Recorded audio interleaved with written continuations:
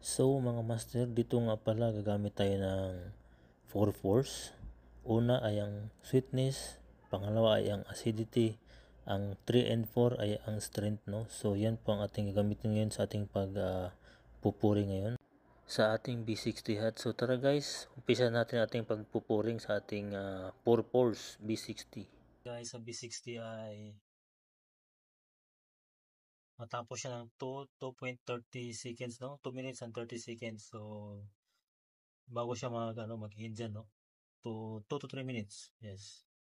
Ang ating pinaka tagal na counting sa seconds, no? So ang first drop ko dito ay 30 grams lang una na water. Kasi 1:15 kami rito sa aming shop. 1:15, no? Hindi ko lang sure kung sa inyong shop anong ratio nyo doon. So sa amin, sinusunod ko dito is 1:15 tapos 18 grams na beans, no?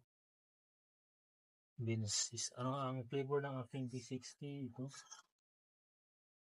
B60 strawberry flavor. Utopia. Utopia sa B60 strawberry flavor. So sa aking ratio na 1:15, so 18 grams siya, nasa 270 yata. Calculate nyo lang guys, no? Basta calculate ko nga kung magkailan. 18 times 15. So 270 guys, yung ating tubig mo. So start na tayo. So first drop ng ating tubig ay 30 grams. Hindi ko lang kung sa inyo mga master, no, ilan kayo. So 30 grams tayo. Tapos konting pahinga. After naman matapos yung pag-dropping, second, atin ng 50. So 50-50 lang tayo, no, hanggang sa matapos yung 270 grams. So 30 plus 50, so 80 lang. 80 grams na tubig. Add ka naman 50, so 130. So 130.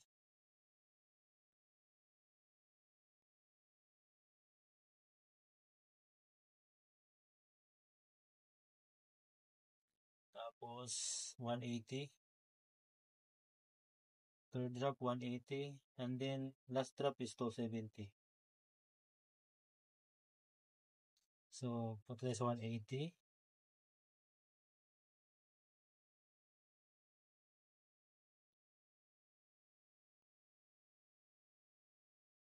Yan. Tapos ang last drop natin ay 270, no? So from 180 to 270 yung pinaka last na natin, last drop.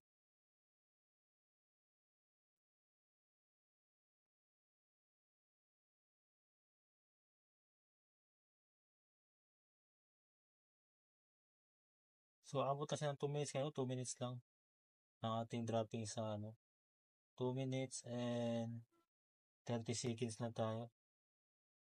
Masyadong matagal yung 3 minutes.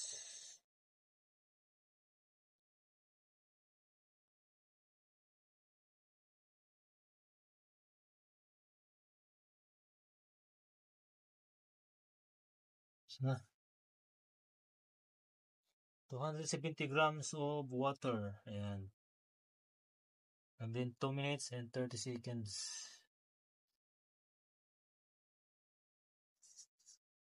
Okay. B60? Yeah. Give this one to boss. Yes. Give this one to boss. Hot? Yeah, hot. Say RB60. And let's try. So, take 2 glasses.